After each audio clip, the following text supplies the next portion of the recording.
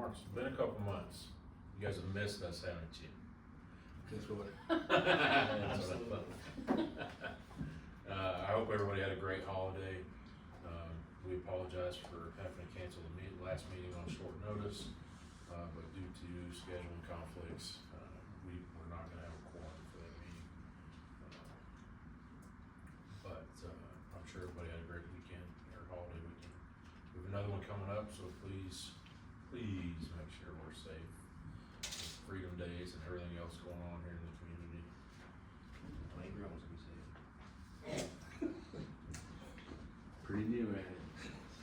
Yeah, any of those, isn't that what you call him, site safety supervisor? That's what you call it, it's the site safety Yeah. supervisor. Getting a little t-shirt that says that. Seems appropriate. And with that, would somebody like to lead us in the pledge of allegiance?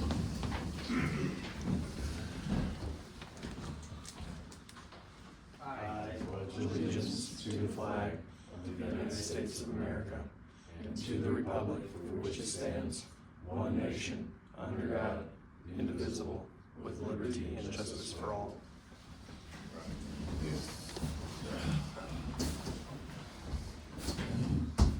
And I would just like it to be noted there that we do have more people in attendance tonight than the presidential debate.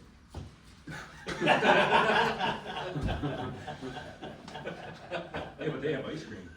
That's true. All right, item 6, public comment regarding current board business not on the agenda. No? No? Dodged the bullet. All right, with no public comment, we'll go to item 7, which will be the consent agenda. And these are items that we'll have a single vote or motion vote on. And that would be 7A, which is approval of the April and May financials of 2024. And item 7B, approval of the May Enterprise Director reports. C is to ratify the agreement with Statewide Internet Portal Authority. And item 7D, ratify the master service agreement with Streamline Software Incorporated.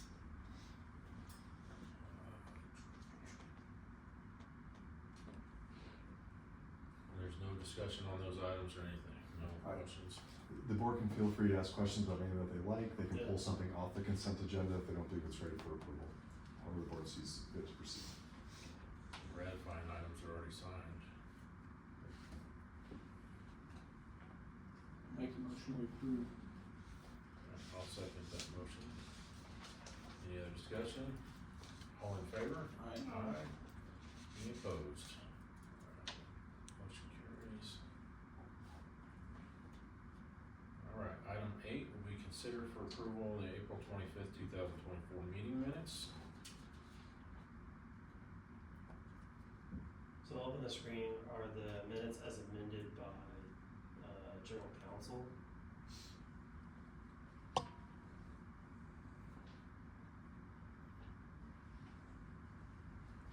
So it really looks like the bulk of red lines were kind of near the end, John.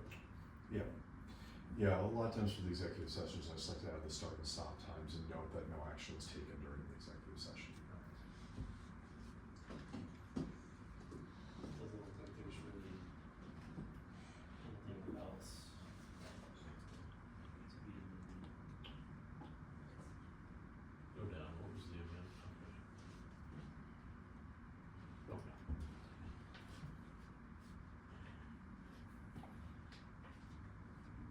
So that's it. Those are the minutes. I'll make a motion to approve the minutes. Second.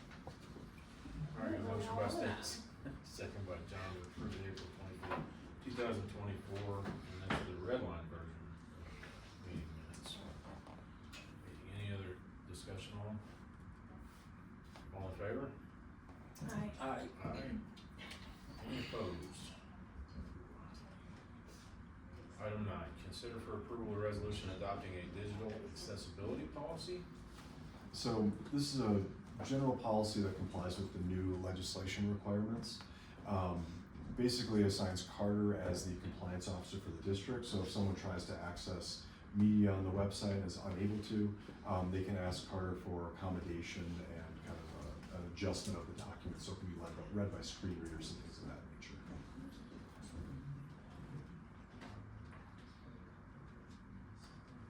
Any discussion on it?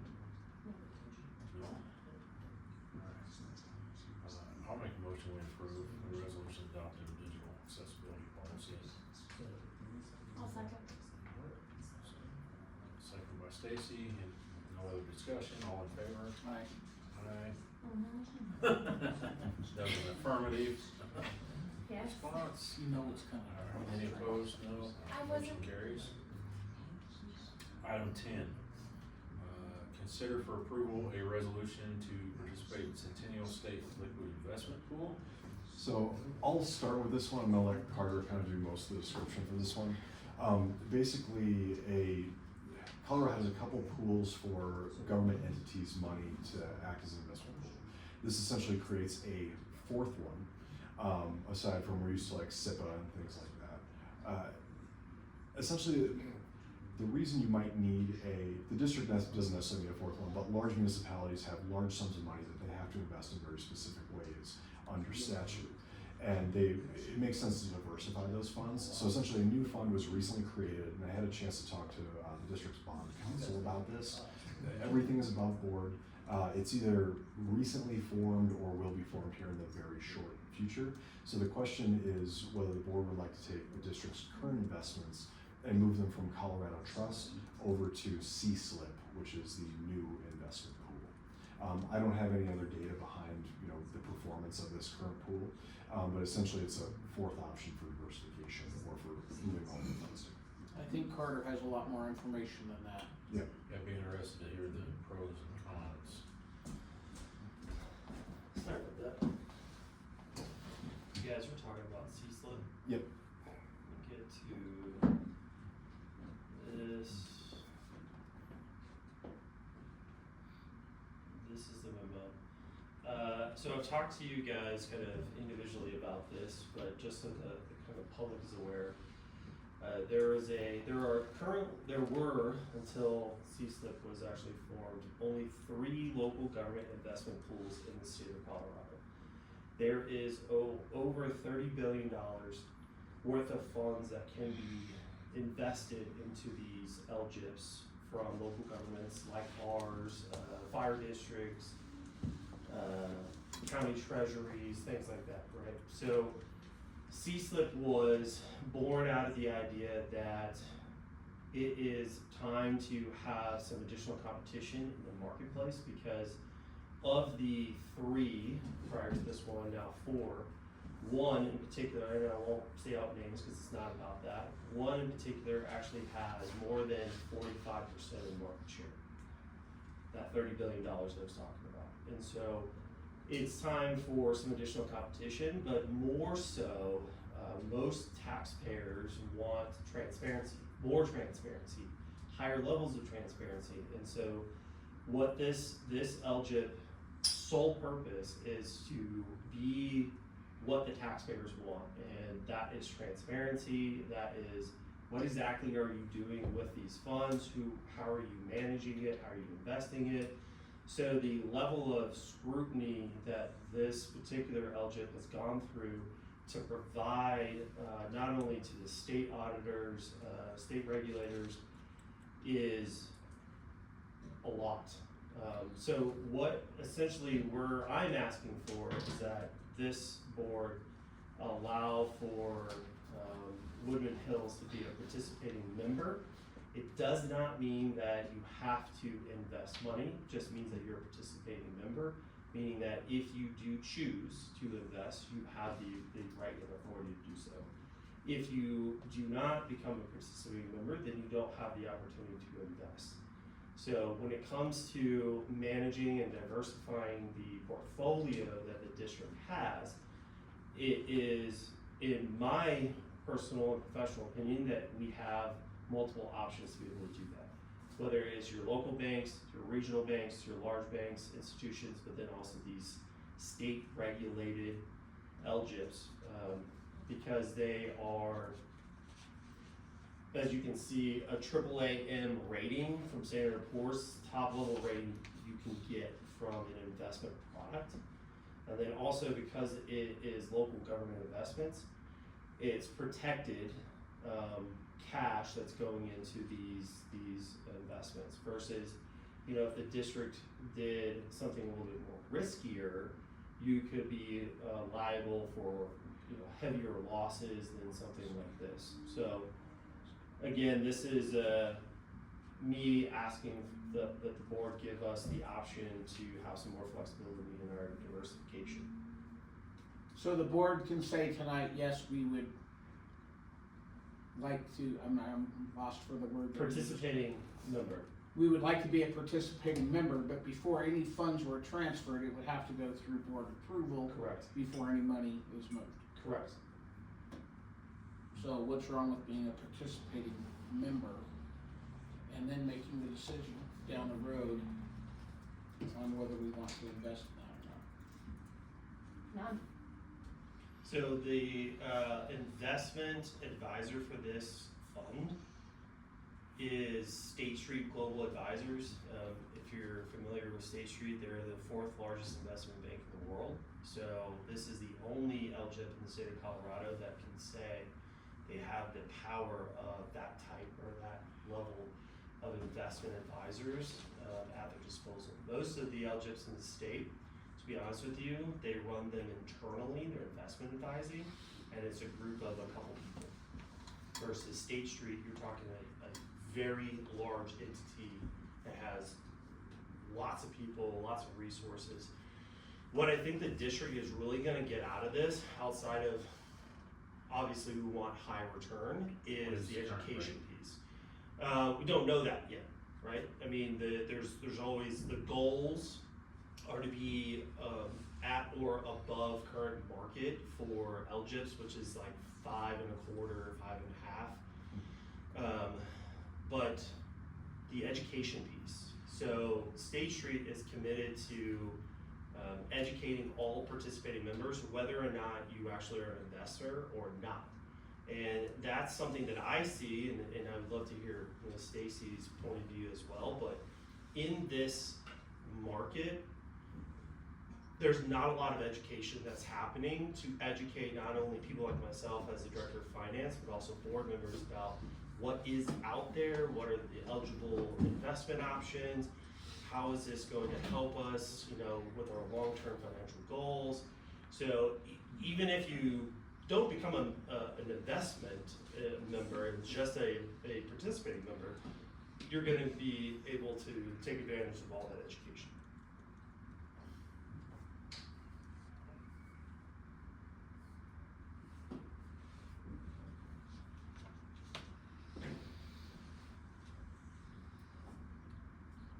And just kind of one small note, the point of the resolution, statute actually requires that a special district adopt this resolution if they wish to become a participant in any of the LGIPs.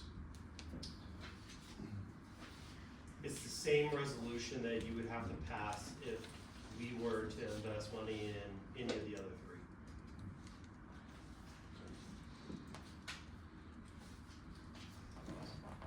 I'll make a motion. You have to scroll up. Oh, sorry. Yep, For approval or disapproval? approval. Resolution number 2024-5-23-02 for Centennial State Liquid Investment Pool to be a participant. I'll second that. All right, motion by Stacy, second by John. Any other discussion on it?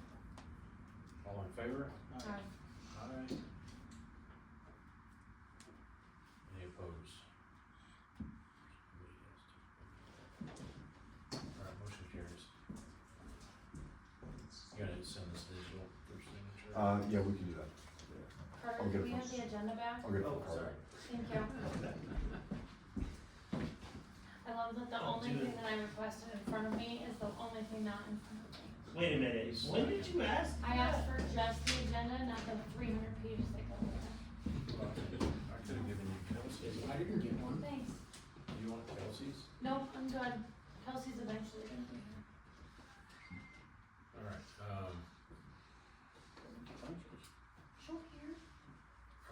is, the one that I think was going around email this week individually. If anybody had any concerns with legal counsel on it, then that's item 11, consider for approval inclusion and service agreement, between Woodland Hills Metropolitan District and International Development Company. You wanna tee that up, or? Yeah, so 'Cause I believe we've already approved the inclusion, just not the service agreement. Yeah, so this is kind of an interesting one. It's come up a couple times. There's been a little bit of confusion over what's transpired. We looked through the videos from July of 2020, and essentially the inclusion was approved. There was an inclusion agreement tied to that was never approved later on. Because they changed it. That's my understanding. So part of this too is recognized, I know 4 of the board members, I was expecting 5 of you to be here. The 3 of you, I believe, were all present for this. Yeah. I don't quite know the backstory on it, but just listening to the discussions of the board, it sounded like there was concerns relating to the type of development that was gonna be, the water needs of the development, and things of that nature. Ultimately, as far as I'm aware, no agreement was signed by all parties and ratified by the board. So at this time, we have an inclusion without an inclusion agreement. The purpose of this agreement is to try and tie off the concerns that I've heard from this board previously, but also ones that were brought in 2020 and 2021, specifically about this kind of remaining a commercial district, or at least the initial, because the district doesn't control zoning. At least an understanding that, when the district approves service, it is under the understanding that this is for commercial properties, in the amount of 25 single-family equivalents. I ran that by Carter, and that was kind of the original agreement on day one, based on our understanding. The one concern I do still have is, according to the assessor's page, the property is currently zoned as RR5, which Carter took a look at, and we believe that's roughly 5-acre residential lots is kind of what that zoning is for. We're not 100% sure that actually allows for commercial properties at this time. However, 8-acre lot. yeah, I couldn't tell you the history of the zoning on it, but it's currently RR5. Maybe it was 1 or 2 lots is what the thought was at the time. But anyway, both pieces of property combined, I believe is 8 acres. It's currently zoned as RR5, which I don't believe allows for commercial, so there's a little bit to sort out there. But the inclusion agreement is specific that the service is based on the assumption that this will be a commercial development. I believe the developer's here as well to field questions. Okay, perfect. And I'll let you know too, we haven't received red lines back, and we haven't had a chance to speak either, this is the first. Yeah, I think that was the concern before, if I remember right, and I went back and watched the video, I think it was July 23rd, 2020 meeting, I think. Yep. But we had discussed, they brought us the inclusion, we approved the inclusion. The agreement itself was we were not sure, it was 8 acres, and what was provided was a high-density plan. And we were at the time not prepared for a high density development like that, because our specs needed to match the county and the city, I believe, coming out this way, based on what we currently have, our current setup out here. Mr. President, Sorry, members of Lee. the board. Yes. My name is Ron Waldhausen. I'm here as a representative of International Development Company. And let me clarify that the property is master planned as commercial. There was a interested party that wanted to do the high density. That was since gone by the wayside. Okay. It is our intent to rezone the property to a commercial use and enter into the agreement that Carter has provided. If you had a chance to review the agreement, and do you have any red lines, I guess, at this time? We do not have any proposed layout or plan at this point, but it is our intent to go forward with a commercial development. Okay. So depending on how the board wishes to proceed, my request would be if the resolution is approved subject to final legal revisions, that way we can kind of sort out any final details that might need to be done, but at your discretion. There is one final detail. We need to give you a new deed for the water rights. Okay. Perfect. Previous ownership was split between 2 parties. International Development has now acquired the interest of the previous party and signed it of the previous deed. Perfect. So now we'll execute a new deed in the name of International Development. Okay. How soon before you guys will have the actual addendum of what is going to occupy the lot, so that they can verify that it meets the SFE requirements? Well, I can't give you a date on that. I mean, we've got to go through the rezoning with the county and a submission of a development plan and plat. And we may or may not have a particular buying entity at that point. But we are intending to do commercial development there.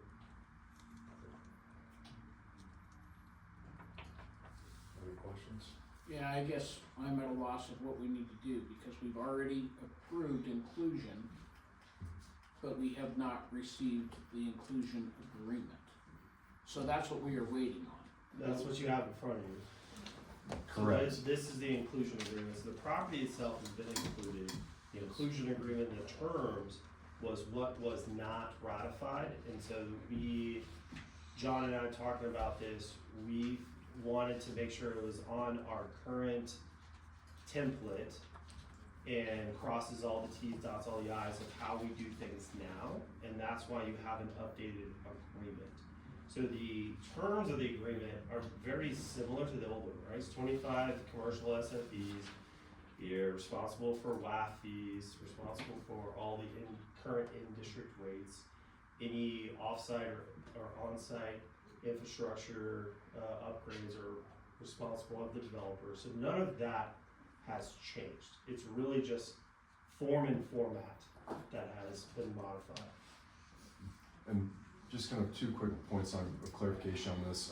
This agreement, it looks a lot like the Circle K agreement that we did previously, where there were some concerns regarding it becoming a residential property later on, or residential development later on. So a lot of the language from that is in here. The other piece I'll make the board aware of is, I can't speak to council in 2020, but we recently became aware of this inclusion that was approved in 2020.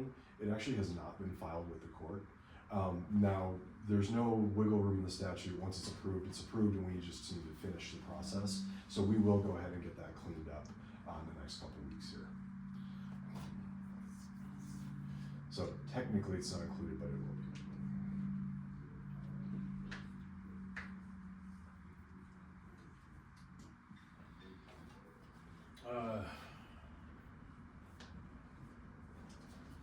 The board is also free to table this if it wishes to review the documents further. I recognize I sent these out on Monday, so it's been a little bit of a quick turnaround time on it. I reviewed them.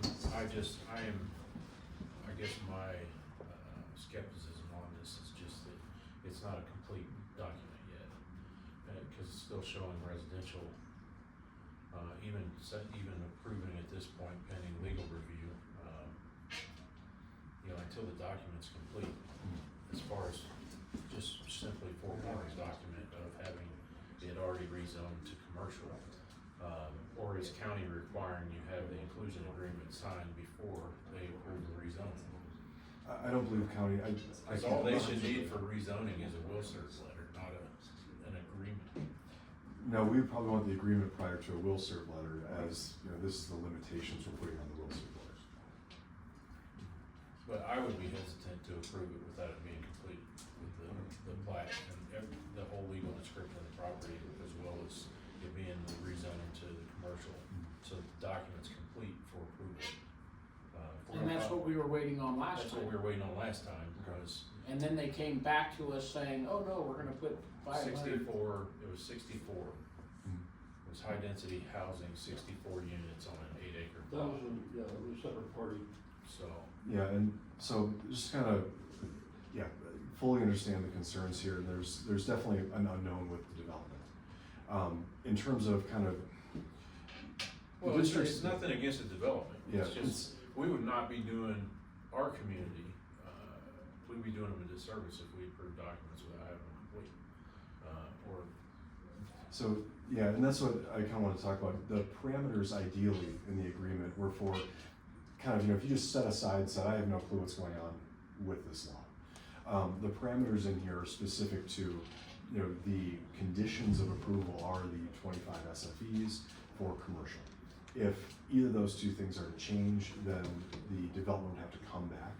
So should this change in any form, require further usage, require, becomes residential, something along those lines. You know, it's one of those where it's already within the district, and we can't control the zoning, but you do provide the water, essentially, and wastewater and parks and rec in a hypothetical residential scenario.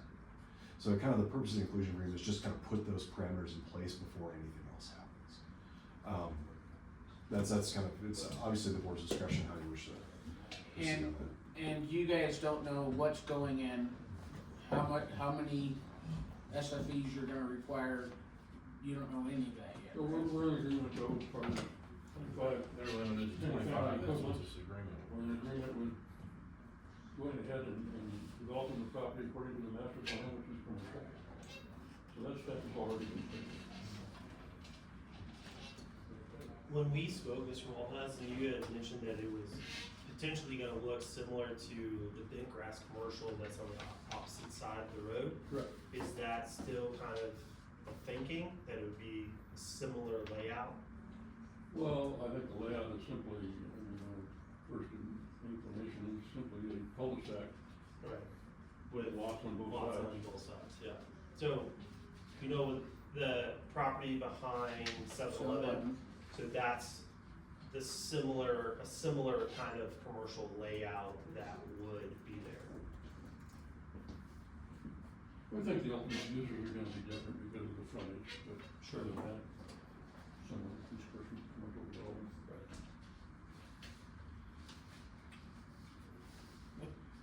No tire stores. We can't control that. Car washes. Yeah. I was gonna say, how about car wash? We need more of those. Yeah, we don't Fast have the food. authority to control that. Yeah, we need those, yeah. All right, I'll motion that we approve the inclusion of service agreement pending, legal review. And approval from legal.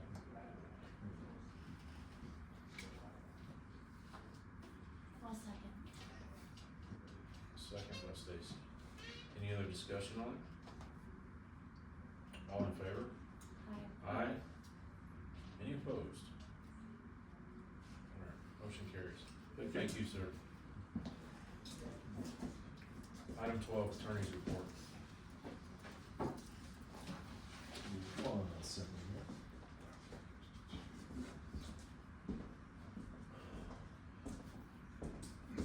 All right, so I'll just touch base on a few of these just really quick. Let's see here.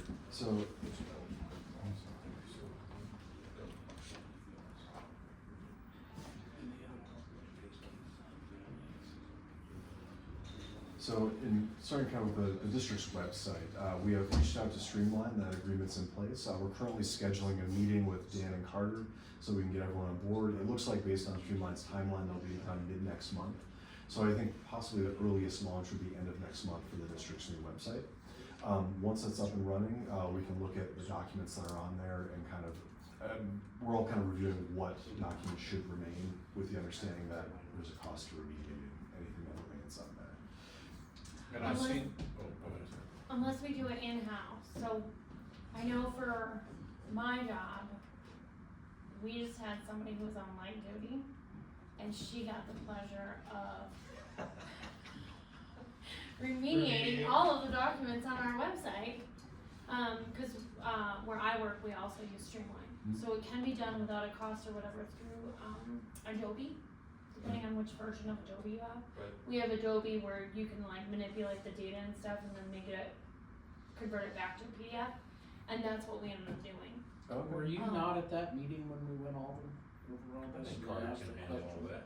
So, I asked the question, can't we do this in-house? the answer is, we have both. So we have Adobe Pro, which allows us to do it, but we also, the SIPA agreement was a grant that I got us to get Common Look PDF. So we now have Common Look PDF Office, which also gives us the remediation tools. So we have multiple options in-house. The way I look at that is because of the way the direction of the law is that every document that's ever produced by the district would have to have the ability to be remediated. We need to have that in-house because spending $7 per page is a lot. So we do have that ability, but some of the features, right, as you know, with Streamline, there's things that they can do that we don't have the bandwidth nor the expertise to do. Charts. Well, there's a lot. Now I'd seen something that the requirements are, if we meet certain requirements, the launch date is pushed back till next year. Correct. So the original legislation came out a couple of years ago and was going to go to effect in July 1st. There was new legislation this session that passed that if you do, I think it's 3 things. One, the compliance officer is listed on all front-facing pages of the website. Dan took care of that. There's an accessibility statement saying you're committed to being accessible. That was taken care of as well. I'm trying to remember what the last one is. It might just be assigning, I don't know what the third one is. It has all been addressed, however. The district's website is fully compliant. I'm sorry. It is a report of the current status of the district's website, like where in this remediation process the district is. That is also posted on the district's website now. So those are the 3 requirements to hit by July 1st. We're in a good spot. Everything else will kind of roll through Streamline after that. All right, and then the one other thing, I had a chance to talk with one of our senior attorneys this morning who happened to be in office, and Willie Mankley was the former general counsel for Woodman Hills back in late 90s, early 2000s. He didn't form the district, but he was right there at the start. And he suggested that it was standard practice to, in the first election of the district, as it was being organized, to waive term limits. Legislation got passed in 94, district was formed in 95. He said it was pretty standard practice to waive that. So I'm following up with El Paso County again to see if they tell me there's paper voting records, I'll leave a little bit early and go to the courthouse and sort through them. But see if we can find something to see if there's actually term limits in place. By default, we kind of have to assume they are because that's the only way there's consequences. But my understanding is there's a chance that term limits were waived during the initial vote organizing the district. The only thing that makes me question whether term limits were ever in place is somebody who used to be on the board would brag all the time that they're the only one that made it through both terms, or 2 terms on the board, the only person that had ever served for 8 years. And that she was term limited, that's why she had to leave the board. Yeah, You ultimately, remember her saying that multiple times, Troy? I remember her Yeah. saying that, and I didn't even live here yet. It's also, John, it's also stated in the bylaws about Is the it? term limits for the officers. So regardless if it was voted to abandon term limits way back when, it's been in the bylaws for a long time. you know, it's an interesting thing how districts form. The only question with that is the statute does not require bylaws. And this is one where it's kind of an interesting thing where when a district's formed, a lot of times you have developers handling all this. They're the ones who coordinate the initial election. Rules and regs and bylaws usually don't come about until you start having turnover in residents. And there can be, 3 years, 4 years before that. And I don't know particularly for Woodman, but I would just say that I wouldn't necessarily rely on the rules and regs necessarily to reflect accurately the organization of the district. Hopefully we'll get the actual election materials and that'll tell us for certain. There were a lot of things overlooked in the initial service plan, so, they didn't transfer enforcement authority over to the district, the developers, so there's a lot of inconsistencies. We have one district that has a HOA that's enforceable, we have 10 other filings that don't have HOA that's enforceable. So there's a lot of inconsistencies with the formation of the district that have been slowly either remedied or fixed or corrected by bylaws over the years, so, good luck in your search. I hope to have an answer before next May. And then the only other update was Carter provided a whole host of financial information that was pertinent to the amended and restated service plan. So we're currently working through that as part of the amended city service plan, we have to basically say what we need the debt cap to be, how much debt can the district issue. We also need a very good justification showing the actual numbers behind that. So we're currently working through those financial numbers to present the best exhibit possible to the planning commission. So that's where that's at. I'm still hoping the next 30 days that'll be ready for review and submission. But we'll get it right. And we'll have it done before next May? Yes, that's always the hope. In terms, see if there's anything else. I think that's mostly it. Were there any other questions, over the last 2 months that I can answer? Not that we're not gonna talk about in executive, really. Is that your new Raptor out there? It is not. It will be after this board meeting. No, I have the old Mazda 6 out there, getting 40 miles to the gallon happily. I mean, Teddo was one of the baby blue Corvette. So. No, any other questions? Nope. While we're on that? Okay. Alright, then we'll move on to, thank you, John, appreciate it. Item 13, Parks and Rec report. And he's not here, so. He's talking with a couple of residents, so if you wanna go on to the next one, Just skip one. we'll do that. I'll be right back. Nothing to report. And nothing to report. I think I can just. Here, we'll just put it up there, we'll read through it real quick and, I think we've all read it, haven't we? yeah. I've read it. Do we need to go through the whole thing? No. Do we need to go through? Sorry, thank you. That was it for Park and Rec report. Parks and Rec? Good. Item 14. I'll be quick. Since our last meeting, we've had a pool party and a concert, and both have been great. We'll continue probably with the pool party next year. If it wasn't for lightning and hail at the end, it would have been really good, but Yeah. it was a lot of fun. So we'll do that again. The pool's been cranking. We've seen numbers this year that we haven't seen in years past, so we're really glad about that. And chemicals and maintenance systems are real good on that. Our biggest struggles right now is just manpower, especially when it comes to our maintenance between guys going out sick and vacations and medical leaves and things like that, and you're just trying to swap and get the guys where they need to be. But we're getting on that with the mowing schedules. Parkside Pond is almost done, and in fact I spent 2 days this week on a tractor, on the vent track, mowing that, and we're down to tomorrow. By the end of the day it should be complete. I'm gonna volunteer one day to come drive that thing and see if I get it stuck. You know, once I said I would take your time, but there's one puddle in Parkside that's gotta be almost 3 feet deep. And I gotta bog that thing down in there and just turn the blade off, lift it up, and it powered, boom, just came right out of it, so, yeah, pretty fun. When we get over to Safeway, I'll give you a call, cause that one's gonna be pretty treacherous over there, but those will be nice. That'll vary over insurance costs. Yeah. I was just gonna say, it is Yeah. You just got a right? safety license. It is absolutely insured. Yeah, and we're staying busy. The camp at RCE has been great. A lot of kids all summer. Really good to hear. You know, a lot of kids playing, having fun. Just adds a level of excitement to the center. So that's gonna be good. And it works out great for us. Every week we get $1,000 from the camp, so it creates some good revenue source for us too. And they take all the liability, all the crying kids, all the hurt kids, everything like that. It's on them, and we just collect the check. So it's pretty nice. No lose situation there. Any comments on the report I submitted? No, Concert was great. You have fun? This next one's gonna be our big one. It's Wildwood Station. They're a very popular band out there, so we'll continue. When is that? I have to look. July 13th. Boom. No, I won't be here. Yeah, that's what you said last time. Yeah, I'm not actually doing anything.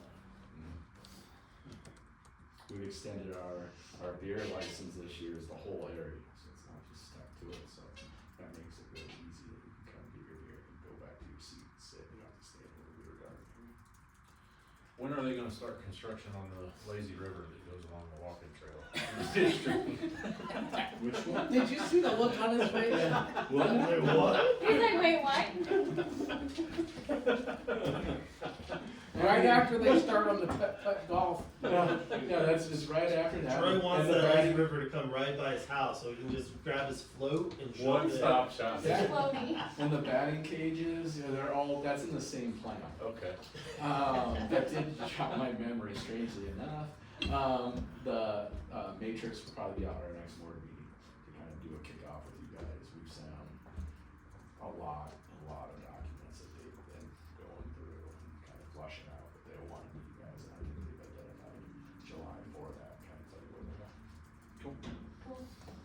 Thank you.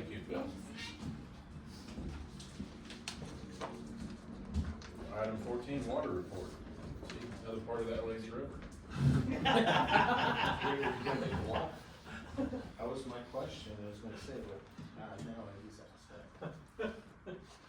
So, in our, June report so far, have you got any questions? You've seen any of the pictures of some of the things that we upgraded since then? Is this yours? Well, that's a show and tell item. That's what happens, this is things that we're finding in the district, that is a repair that happened on 6/19. That Is it this one? no, this one here is the service main, it goes to a house.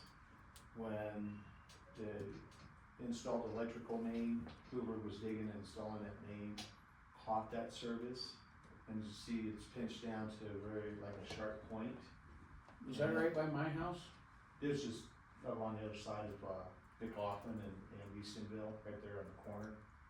Oh, that's the leak that was, Right. we waited until the next morning, so we Right. didn't have to pay overtime. So, yeah, because it wasn't a very big hole, Right. and there wasn't gonna be any damage of anything coming back in. But for something that small, to pay overtime on that, you could wait overnight, and it saves you this money. The cost of it. This one here, this was up on Wingfoot. You can see Your boots. those, yeah, this is my boots. You see this seal's supposed to come across like this, and you see there's a little U in there. And unfortunately, I don't even know how it passed pressure testing, and I don't even know why we have a 16-inch main at the top end of the zone. Questions that I asked our current engineering firm, they said they have no idea. So we just put a bunch of pipe in there about, it's about over half a mile pipe of this size, and it's hard to get parts for this size of pipe. But we do have extra on hand now, so in case we run into another situation like that, that's a very hard leak to narrow down to a short area before you start cleaning up the street. And leak detection on a pipe that big, on a 50 PSI at the max that you would have up there, very, very hard. So, we gotta be ready. Good job, JD. Thank you. And anything at the pump station? Nope, we'll talk about that in a little bit. No, the other pump station, this pump station. Two? No, this is with ones that had VFDs that were failed. Oh. So those are our new VFDs now, from the old ones that we had that were, there were no parts available for it. If I'm good, I'm leaving. You're awesome. Okay. No, I'm not here. Item 15, wastewater report. Alright, just a couple updates on what's up there. The Edwards heater is on the concrete pad, but the electrician hasn't come out to wire it up yet. That's the final step. Obviously, we don't need it till fall, but after 3 years, I think we're still with this project. I was just gonna ask, how long have you been doing this? Let's get this off his book. Forever. Yeah. So, Grandview easements, we met with quite a few homeowners. It's been a very fun experience. Some are very friendly, some are just short of shotguns. We got 5 more we have to meet with. We got 2 more next week. We're still hopefully trying to meet with them either next week or the following week. It's the last 5 pieces we need to get the Grandview gravity line in. So most of them we're getting, one guy for sure just wants the cash payout for his easement. Most of them are interested in the 1 tap. I have one guy we're actually gonna give him 2 8-inch laterals on each side of Stapleton for his development. As part of the guys that came in a couple months ago, there's potentially 24 to 27 homes that can gravity onto that. And we made it clear everything else, you're gonna have to go septic or something else, but if you can gravity it, we'll take it. If you can't, you have to find another way. So we should get that wrapped up hopefully by the next month.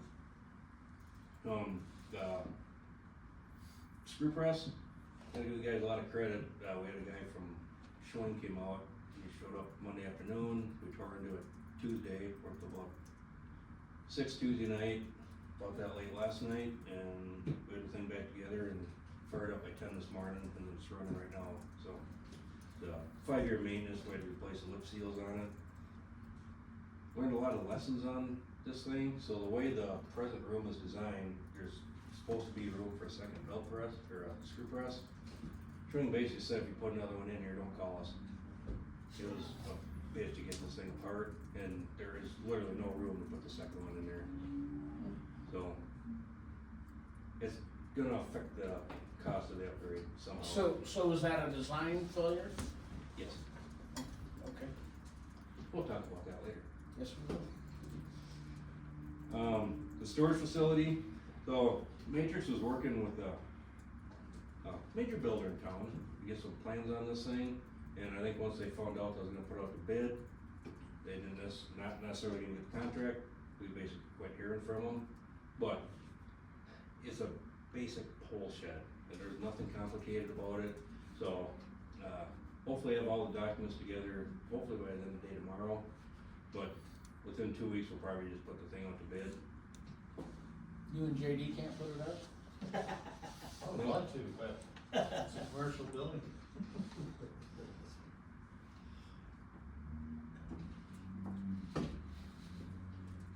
Cool. Thank you.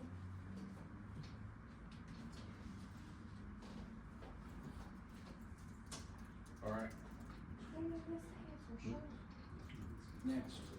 we will, move on to item 16. I'll motion we enter executive session to receive legal advice on specific legal questions under CRS 2764024B, mainly related to litigation involving Cherokee Metro District, possible inclusion of Waterbury, and review of district engineering services, and for matters that may be subject to negotiation under CRS 2464024E, namely Paintbrush Hills Metro District IGA, Falcon Highlands Metro District IGA, Falcon Area Water and Wastewater IGA, and Grandview IGA. And second by Stacy. All in favor? Alright, Aye. run. Bobby, before we